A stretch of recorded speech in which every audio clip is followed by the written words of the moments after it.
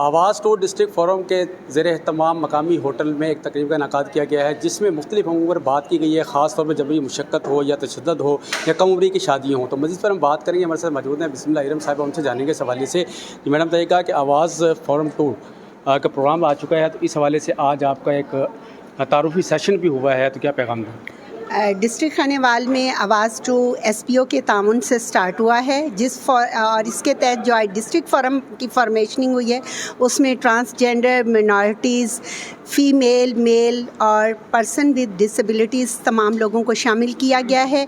और मकसद ये है कि इन तमाम लोगों को अमली सूरत में राइट्स इंफॉर्मेशन फ़राहम करने के लिए मुख्तलिफ़ इदारों तक रसाई को यकीनी बनाना है, जिसके लिए बाकायदा तौर पर हम इनके साथ वक्तन फ़क्तन मीटिंग का सिलसिला जारी रखेंगे।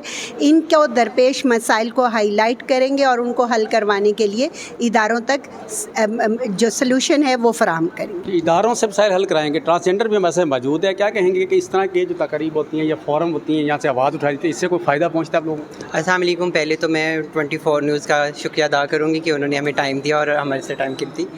मैं बहुत अच्छा मुझे लगा कि हमारे यहाँ की जो ये होती है मीटिंग वगैरह, यहाँ से हमें बहुत से ज़्यादा फ़ायदे होते हैं, जिससे कि हम अपनी बातें, अपनी जो प्रॉब्लम्स होती है वो बताते हैं, तो फिर वो जो हमारी NGO होती हैं वो उसे सॉल्व करती हैं, तो बहुत अच्छा रिज़ल्ट आता है। तो मैं तो कहती हूँ कि ऐसे NGO बन गई हैं तो बहुत बेटर हुआ है। Thank you very much.